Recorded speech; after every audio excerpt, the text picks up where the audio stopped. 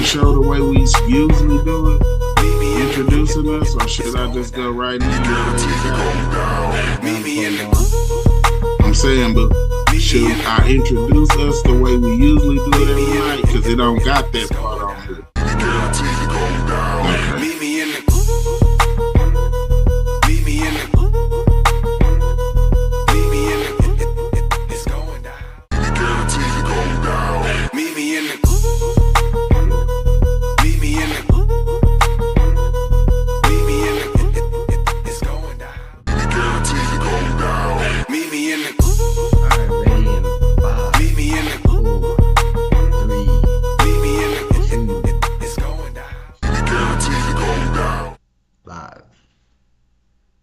Okay. Okay, you guys, welcome back to Set for Life Crypto. Tonight we got something good for you guys. We will be diving in deep into Singapore. I am your host, Crypto General. Riding shotgun with me tonight is my brother, Crypto Kurt. And we are in the building. Let's get started. Singapore, a city that does not gamble on hype. It engineers precision. A hub where finance meets innovation and where Ripple found its foothold in Asia. In Asia's core finance. Tonight we will trace how XRP's relationship with Singapore has evolved from Ripple's first Asian office to regulatory approvals to full-scale tokenization of money market funds. See, this isn't just another crypto in Asia story. This is the blueprint for how digital assets revolutionize actual getting institutionalized. I'm sorry. Go ahead, bro. All right, so we're going to rewind a little bit.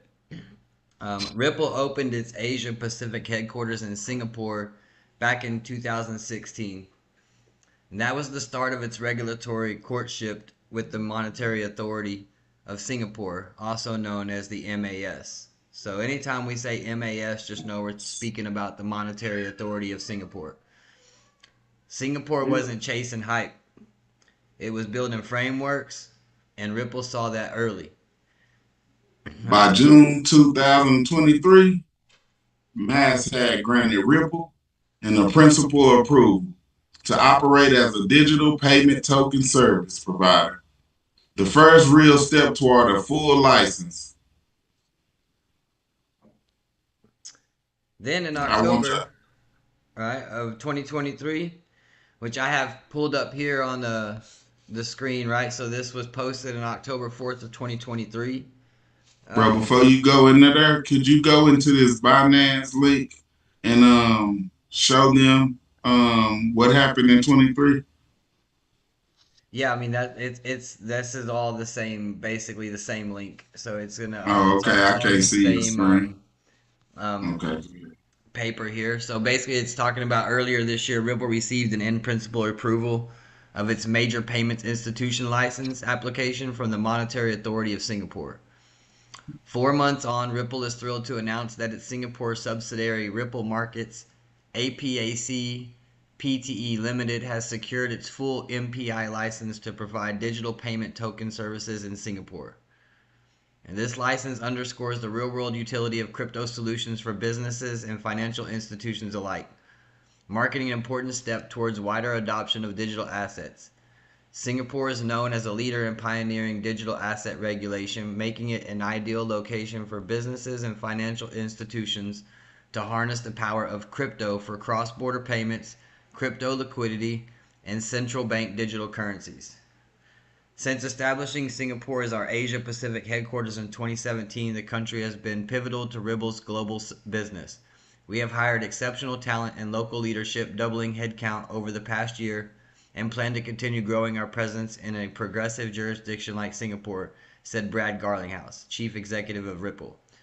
Under the Monetary Authority of Singapore leadership, Singapore has developed into one of the leading fintech and digital asset hubs, striking the balance between innovation, consumer protection, and responsible growth. All right, so this was in October. Ripple locked in the real deal, right? So full major payment institution, which was the MPI, right? We just talked about that. that license in Singapore. That's not a partnership. That's regulatory clearance to run global payment infrastructure legally. So when this all clicked in, yo, Singapore was no longer a test bed. It became the model for compliant innovation. Ripple wasn't surviving regulation. It was thriving inside it. So we're gonna cue in on this mass, and my brother gonna break this down for you guys. All right, so infrastructure, banks, and tokenization. Between 2020 and 2024, Ripple Singapore operations quietly became the heartbeat of its Asia strategy. 50% of all APAC payments on RippleNet flow through Singapore. Yes, sir. So again, half of all APAC payments on RippleNet flow through Singapore. But really, what really changed the game was partnerships with Singapore's biggest bank, the DBS. So I have on here the DBS, right? So DBS and Franklin Templeton to launch trading and lending solutions powered by tokenized money market funds and Ripple's RLUSD stablecoin. That was a big deal, man. That was letting people on ramp and off ramp using Ripple's RLUSD. So investors can earn a yield by acquiring Franklin Templeton's SG Benji token on the DBS digital exchange using Ripple's RLUSD stablecoin. It will explore enabling SG Benji tokens to be used as collateral to obtain credit from the bank or third-party platforms.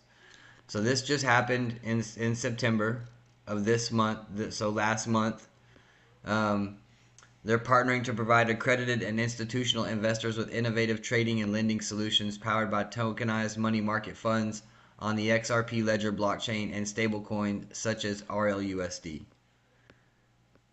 And check this out. DBS, it ain't no small fish. This is Asia's digital banking king. DBS, the DBS Digital Exchange, the DEX, one of the world's first fully regulated bank-backed crypto exchanges. So then last month, in September of 2025, the bomb dropped, right? So right here, this was an announcement from DBS, Ripple, and Franklin Templeton.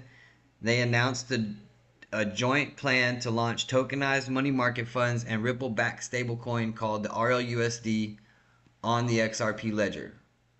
Franklin created the SG Benji token as a tokenized fund unit, and Ripple supplied the rails, XRPL and RLUSD. That partnership changes everything. We're not talking about trading meme coins. We're talking about tokenizing yield instruments, building on a regulated chain. That's legacy finance entering crypto's bloodstream. Now, let me break this down to ledger. So, in Singapore's largest bank, DBS, has announced tied up with asset manager Franklin Templeton and Ripple for tokenized money market funds. This bank plans to offer Franklin Templeton tokenized money market funds to its accredited and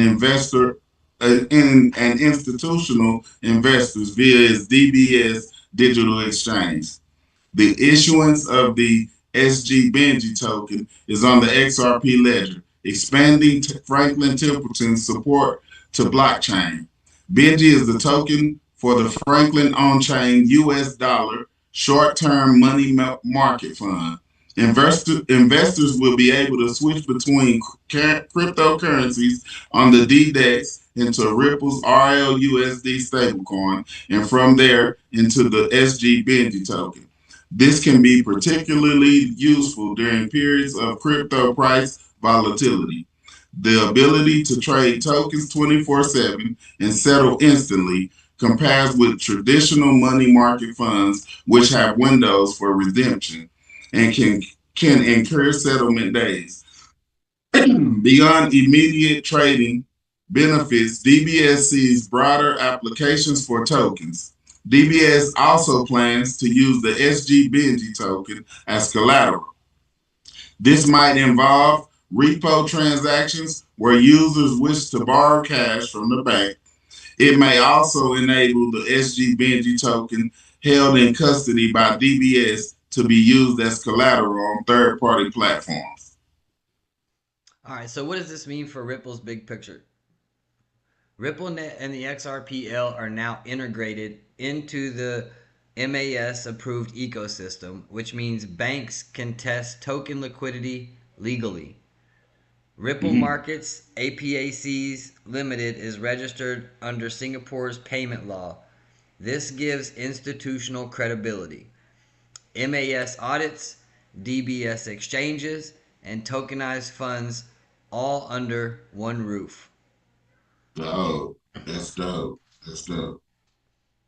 So that's what separates Singapore from the rest. They don't ban innovation, they shape it. Ripple built compliance first while the world kept fighting over ETFs and lawsuits. That's what separates Singapore from the rest. They don't ban innovation. No.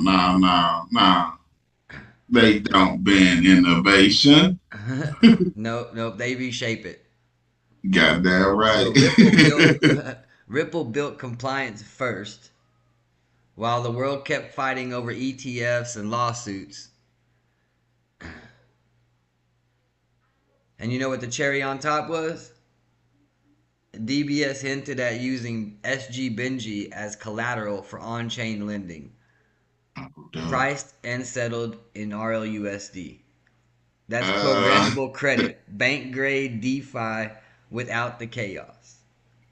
Hold on, bro. So people can actually borrow RLUSD to go back in the market. So they got a lending platform on the XRPL. Is that what they're saying? Yes, this is the lending platform. So the lending platform is through, if you SGB. Ripple Markets APAC PTE Limited, right? It's incorporated in Singapore. So it's an actual Ripple business in Singapore for a payment institution. So think like Ripple Bank in the United States, like what they're trying to do in the United States with the Ripple Bank. Yeah, but doing it in Singapore. But they've already done it. They've already done it in Singapore. Yeah, them rails are already and they've live. Already linked in with the other central bank through their bank, through the Ripple Markets APAC PTE Limited. They've linked with the MAS, which is the central bank of Singapore. See, that's why I keep saying watch the rails and not the rooms, bro. Yeah, so it's all already integrated, right? Singapore basically now positions itself as a bridge between institutional banking and on-chain finance. Like XRP sits right in the middle, powering the liquidity, compliance, and real-world tokenization. So from the first Ripple office in 2016, the mass license in 2023, and the DBS launch tokenizing funds in 2025, Singapore didn't just accept XRP, it integrated that shit.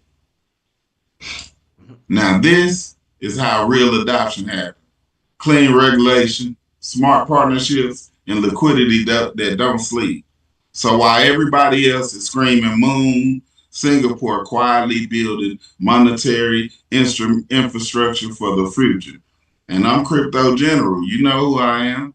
And we finna dig a little more deeper into why Singapore is so big, right? And why it's so amazing. Check this out. Now, as y'all know, we just got the DBS deal, the Franklin Templeton, all of that, right?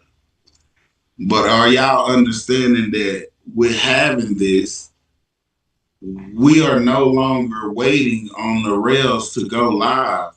This is happening in real time. So this is what you should be looking for. Look at the rails, and you should be looking for spikes in volume.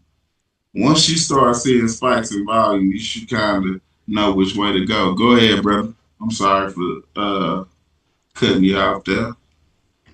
So, I have pulled up here an article um, on Blockhead. Basically, Ripple positions the XRP ledger as critical infrastructure for Asia's $18.9 trillion digital asset revolution.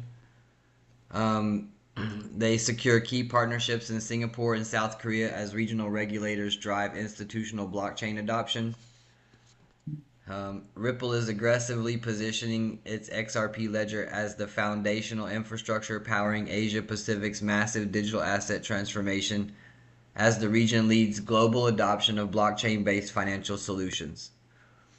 The company announced continued business growth across Asia Pacific on Tuesday, coinciding with APEX 2025 in Singapore, the largest annual XRPL summit and its first edition in the region.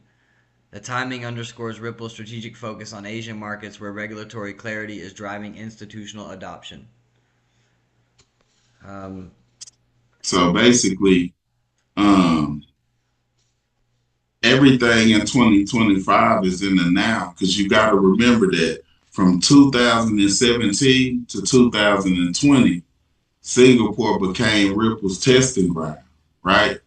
That's when they started running pilots with banks and they was testing all the corridors, and that's how they began shaping what was known as RippleNet. Standard Chartered also worked on proof of concept. Small firms like Instant Rim and now Numi and joined the RippleNet from here. So you got to remember all of these things were being placed prior to anything. When we was going through the lawsuits here, Ripple was making moves on the other side of the world, specifically in Asian countries, man.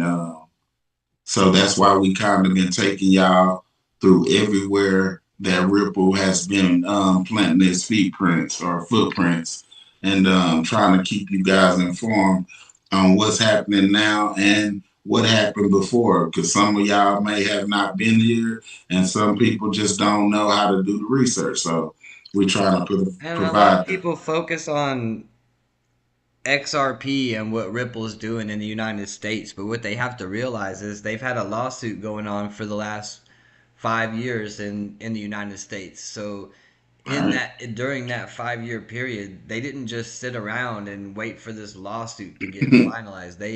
They said, well, if the United States doesn't want to work with us, we're going to branch out and see what other countries do want to work with us. So they've built a lot of big relationships and got a lot of stuff built in other countries because the United States wanted to, you know, foot around the regulations part of it and then the lawsuit with Ripple and not really give any good clarity and kept pushing stuff back with the last administration that we had. So And that's um, crazy when you think of it, bro. That's how they stayed neutral. You know what I mean?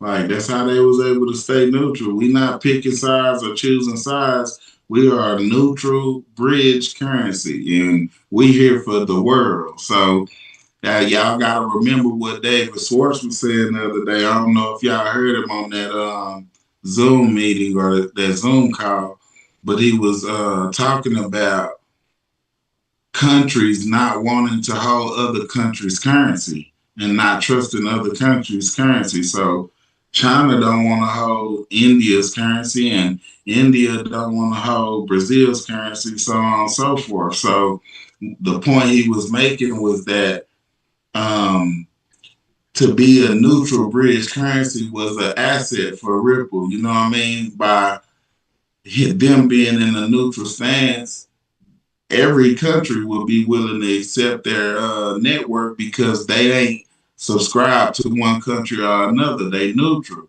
You know what I'm saying? So that would play right into the hands of Ripple, allowing them to pretty much put their feet or plant their feet everywhere. You know and what I it's a mean? decentralized ledger that anyone can use. So there's no control, Yeah. All right. right? So there's no one that can actually control Right. who's building on the ledger, what they're building on the Right. ledger. So it's not like the United States can go in and control another country that's building on the XRP ledger. And So he was also saying he kind of was being funny.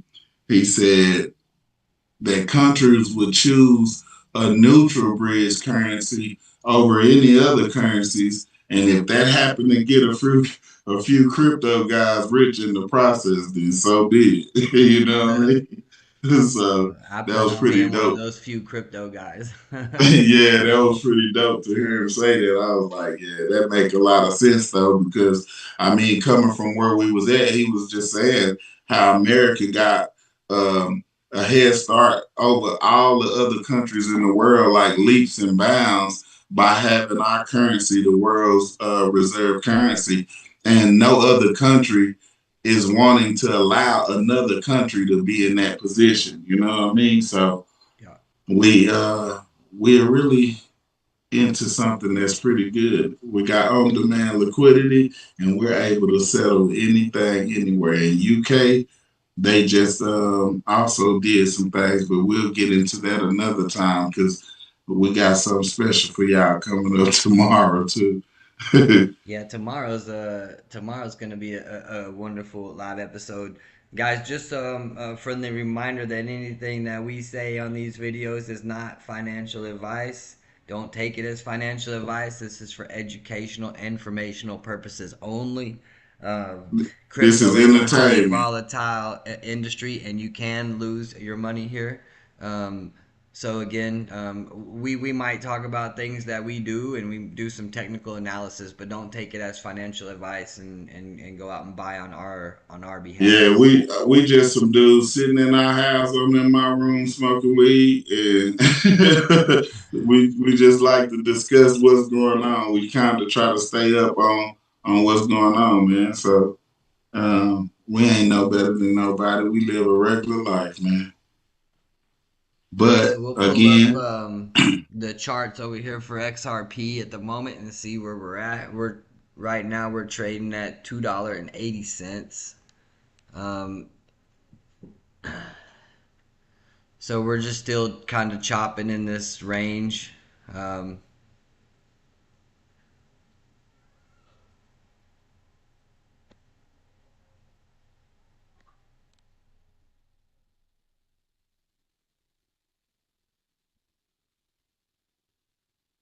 so what I would be planning on looking at is if we don't get back up into this descending triangle, which is in the 283 to 85 range, I do plan on us possibly coming back down and touching this 269, 268, 269 range um, before we have a bounce back up to the upside.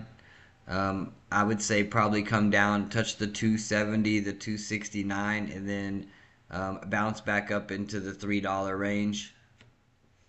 I say probably towards the end of this month, beginning of November. I do plan seeing us going up into the $3.30 range, back up into this range up in here. So once we do go down, probably pull some liquidity, have a little quick liquidity sweep, go down, touch this 269, 270, grab that liquidity, and then push up into the $3 range, and then again up into the 320s, 330 range. So looking to that towards the end of October, beginning of November. But in the short term here, I see us kind of chopping in this range into the 270, 285 range. okay. So What do you see on the charts, brother? actually, brother, you know me, man. I'm always a bull. Y'all got to excuse me, man. I just believe so much in the Ripple project that you can't hardly ever tell me we going down, and then there we go, down, down, down. And my brother always be like, laughing at me. But nah, on a serious note, um, I'm I'm like, looking at. I'll wait till we go back down into the 280 range, and he. I'm looking Yeah. for us to kind of just chop right now, man. I I'm hopeful that that's what we do. But if not, I think we coming down to maybe about the 267-ish range, um, and push back up off the 200. So if we do make it to that range, that's what I'm looking for to happen. I'm not trying to catch a falling knife, so I'm just kind of playing it by eyesight right now, and um, hoping that I get a better buy opportunity. I'm waiting to see if my brother word come true. Usually it do. So we might be finna get us a nice buy in tonight. And if I get back down to about anywhere between 270 and 267, I'm willing to buy. I'm still very bullish on the project, of course. I think we got a lot of room to move, especially I say we probably being watch for the next 24 to 48 hours to kind of see where we're going to play out before any buy-ins or anything like that. I do kind of see us maybe going into a little slight green day tomorrow. yeah, Maybe going up into like 282, 283, and then over the weekend coming down and touching that 270, 269, and then next week bouncing back up. see right now I'm kind of looking at it. Um, we trading below VWAP, and we've been consistently trading below VWAP. And I don't see any real support until about 267, 268 around that area. So I'm kind of looking forward to this dropping. So like brother said, we just kind of playing it by sight right now, hoping to get us another buy-in. Because yesterday, of course, I bought in about about two. Let me see. I got it marked out. I bought in about 280, about 280. So if it do fall again, I'm just gonna wait and see how low we go and try to catch the bottom, and I'll buy back in and see how far we can take this thing. But hopefully we'll be back on track. I'm looking for us to break this descending wedge and come on up out of here sometime within the next couple of weeks or so. Maybe by middle of November, we should be already on a decent run. That's kind of what I'm looking toward. Yeah, I think a lot of it's going to have to do with this government shutdown, how long that's going to play out too. As well, yeah, and that was a big thing. I was gonna bring that up to you, bro. Now, unless they keep BSing us, shit could get pretty ugly. But I think it's kind of all playing into the theory of Jay Clever's domino theory. I think it's all looking like that. If y'all get a chance, go check out Japan and what they got going on and how they rates looking, and you'll kind of see what the hell he be talking about, because it ain't just something he just made up.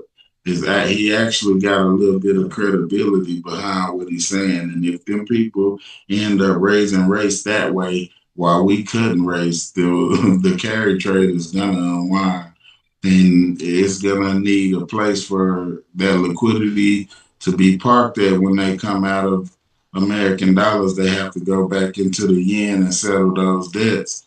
And all the capital that's remaining, they're gonna have to look to park somewhere. And most likely they're gonna want to put it in something that's has regulatory clarity. And we're thinking it's going to be the crypto market, because it'll be able to settle in real time. So what if this happens on the weekend or something? We just got clarity for RLUSD to be settled. You know what I'm saying? Tokenized treasuries and shit. So you just got to kind of put all these pieces of the puzzle together, man. And I think it'll take you a lot farther than the average Joe. You know what I mean? Have a long term horizon. These projects are not, throw by night. It ain't just a get rich quick scheme. So have some dedication and have some perseverance and be, what I'm saying, be ready to fight this good fight with us, man. This good old XRP army, you're a part of a community that's vast in numbers, man. So You I won't kind of believe. want to tell you about this other XRP related coin that they were talking about on TradingView. So this is an Hmm. article that I pulled up from the chart on TradingView. Ripple's XRP is quietly powering the new global settlement layer. Here's how. Right, so this article here just kind of goes over some stuff about how Ripple's building the settlement layer. At the very bottom, you get over here and it goes into this digital asset that refuses to slow down. And then it says other XRP related coins have been exhibiting bullish action in the last few days. After rallying from 4 cents to all time new highs in mere days last year, XRPH is once again forming the same explosive setup. In the meantime, XRP Healthcare, or XRPH, a token in the Ripple ecosystem, is coiling like a spring with pressure building steadily, momentum rising to the surface, and the chart screaming ready to launch. History doesn't repeat itself, but when it rhymes out loud, the Hey, witnesses listen. bro, please don't. We can't get too far into that because I'm telling you, I got to send you you know what I'm saying, your work, but Yeah, that's kind of, you know what I'm saying. so you guys kind of keep an eye out for some of these things that is coming on the ledger, like the XRP Healthcare. Um, Yeah, yeah, absolutely. So, you guys, tomorrow I'm telling y'all, y'all gotta rock with us. Tomorrow we got some heat for y'all, like some definite heat, something that's gonna like make y'all understand indefinite that XRP is is probably going to be the backbone of the new financial system. That is my opinion. I believe it wholeheartedly. So, bro, tell us how the market looking today. What we got that's running? You know, we got any I big mean, runners if you look today? at the bubbles today, it's a lot of red out there. We got that red Kool-Aid going today. Um, Give me some. you got you got a few greens like Tau, LTC, ZEC was running today with 30% gains. Most everything else is down like 1, 2, 3%. Not a big down today. Again, most everything I'm looking at over and through here is all 2%, one between 1 and 3% down. So nothing major. Sui down 2%, XRP down 1.5%. You got Pepe down 1.3%, H bars down 1%, Ondo's down 2.9%. Shiba's down 2%. So again, most things are running around 2%. Um, some of your meme coins like Pingu and Bonk are down like 5%. Flocky's down 5%. Um, but most of your major coins, your utility tokens and stuff like that, they're all down about 2% today. Okay. So, what meme coins would you keep your eye on the most? At the moment, really the only meme coin that I would be even looking at would be Doge. Okay. Doge has a good track record. He's just, you got Elon back in Doge, like that's his baby. Mm-hmm. So it does have some decent backing behind it as far as a meme coin goes. Again, it's established, but So if I'm just I'm getting in not the huge market, on meme coins myself. uh, Meme yeah, coins are very risky. Most of the time, you're gonna lose money on meme coins unless you just know how to play the meme coin game.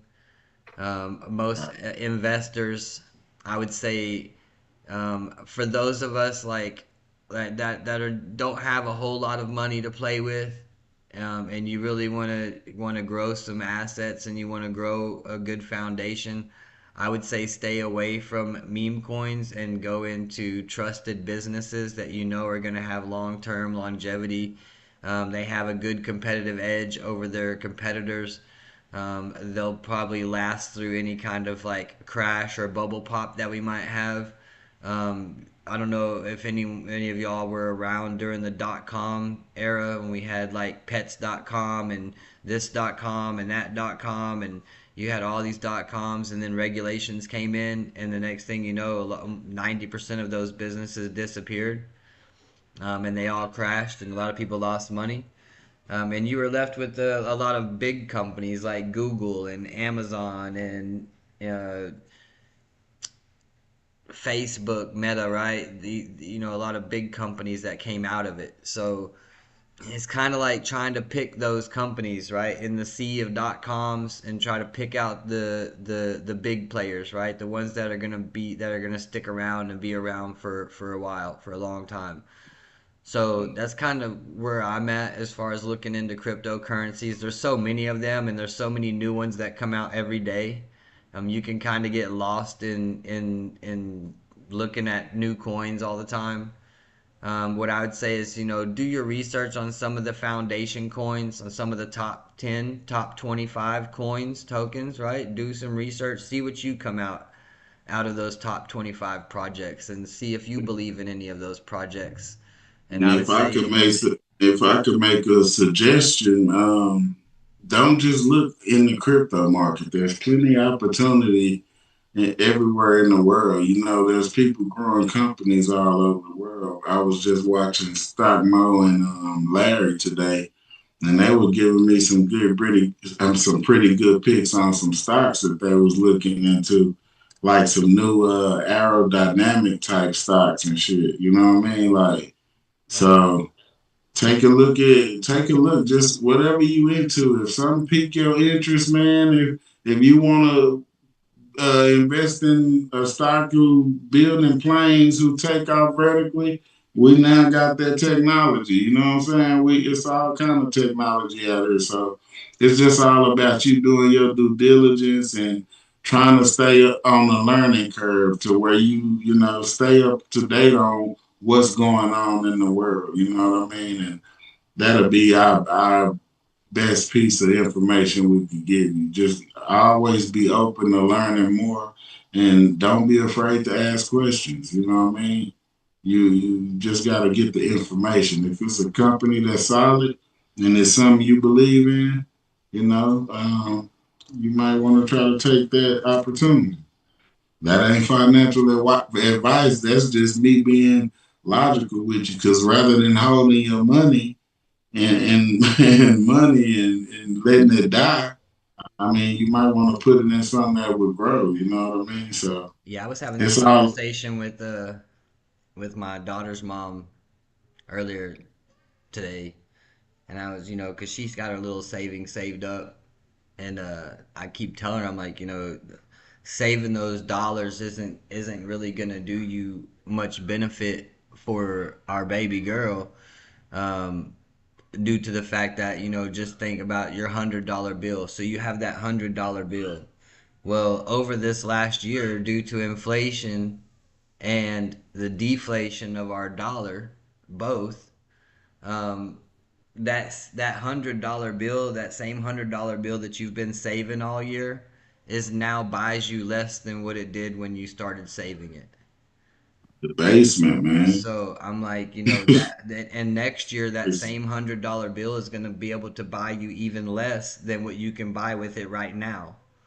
So I was like, you need to take your $100 bills and take your dollar bills and put them into something that's not going to lose value and not going to lose buying power over the course of you trying to hold on to that $100 or however much it is.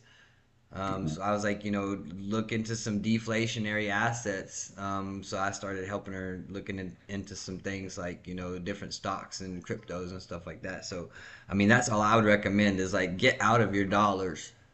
You guys want to stack all these dollars so much. Don't stack dollars. not Dollars can not lose money. financial advice. Not financial advice. We are not your financial advisors. Yeah, but We only here to I give you recommend good entertainment. looking into things other than holding on to those dollars. Absolutely, absolutely. I Me mean, like you say, personally, I put my dollars into deflationary assets. it's the basement, bro. Like your money just go. If you just go look at the chart of since the money, since we left the gold standard, and we started printing money, we done lost like 99% of the value of money. So that right there should tell you like what fiat currency do. And at the same time, simultaneously, you can look at assets and watch what they have done over the same period of time. It's literally like a chart that's, you know what I'm saying? It started here and then one just going. So Yeah. you The the dollar best goes thing, down and assets go up. yeah, the So best thing for you to those that do, invest their money in assets, their money continues to grow. Those that don't invest in assets, your money continues to shrink. and I was telling my friend, because I got a friend and we was just talking about an hour ago, and he like he afraid to put his money in the market because he's scared he gonna lose it. He was talking about the dot-com bubble and all that, and I was telling him, bro, that was really like the best opportunity in a lifetime. Like if you caught that deal, if you bought in at the bottom of that, bro, you so far up right now, like it's ridiculous. And he thought that a crash meant that the market just died or some shit. Yeah, no, Like, everybody hears about these crashes. I mean, yes, the market will crash. It's gonna, well, I mean, I wouldn't say crash. It's gonna have a a correction. It's gonna come down 20, 30, 40, 50%. Um, that's how in crypto. how In long, crypto, they even do in the that. stock market, when the Yeah, but bubble pops. when they do that in the stock market, that's considered a crash when Yeah, you I dip mean it's below gonna twenty do it. I mean percent. in this it's projected anytime between 2026 and 2029 for the stock market to correct itself, based on trends over the last 50 years. Um, we're overbought in the stock market, way overbought. Doesn't mean that we can't continue to go up over the next 300 to 600 days, but it is inevitable that sometime in the next 900 days that the market will correct itself with over a 30% correction. Um, so The no one can predict exactly when it's going to happen. Usually takes and most of the my time it's a research black states swan something event. different though, bro. 9/11 was one, 2008 was one. There was another one in 1999 or 1997. It's usually a black swan event. The last one that happened was in 2020, which happened to be COVID. Um, Nah, that's what I was finna tell you, bro. I was doing a little research on that shit, and we just dropped 20% during the Trump shit. You know what I mean? So I was watching Alan Crypto. Alan Crypto. I was watching him, and he was showing the 20% drop, and he was saying that they thinking that that might have been the drop. You know what I'm saying? And we might be now going on our run. You feel me? So we just gotta kind of play it out and I, see how that shit play Yeah, out. I mean, Because you that was have to it see. was I mean, with the way the technically it banks and really was institutions a are twenty dumping percent money drop. into gold and silver right now, I really believe in a correction in the markets coming. Um, Yeah, I think that's all got something to do with the tokenization of everything. Once you do the research on Ripple, you understand that all of this shit was planned 40, 50 years ago. They know how to run it up. They gonna try to, that's why the dollar getting so much weaker right now and that shit just printing. They try, I believe in my heart, they inflating this shit on purpose because they know we finna move everything over to digital assets. So they're gonna try to get as much as they well, can. the United States is trying to make all the digital assets backed by the U.S. dollar, so that way the dollar remains dominant. Which there's going to be a lot of stable coins in the U.S. stable coins that are going to be have to be backed by the U.S. Treasuries and by U.S. dollar. The United States is going to force that and make that a thing. Because again, the United States doesn't want to release dominance of the global standard of the U.S. dollar, and they want it to remain the global standard. True So that, the United States but is going to push and fight with a tooth and nail to its very last fighting breath. yeah, but they losing a lot of foothold, bro. They like just with the BRICS nations and them, they got damn near 50% of the world. So It's finna be like I see this shit all as propaganda, bro. I see this shit as they know what they doing. They finna move all this shit over to digital currency. XRP gonna be the fucking bridge, and they gonna fucking pump this shit up as much as they can. All the nations. If, as you can tell, everybody been cutting. Everybody been rate cutting. Everybody been cutting. Everybody just inflating their money. You know what I mean? So I think that shit being done deliberately, bro. I don't think I don't have trust in the governments like that. Well, I just I just think, know the governments aren't going to give up control.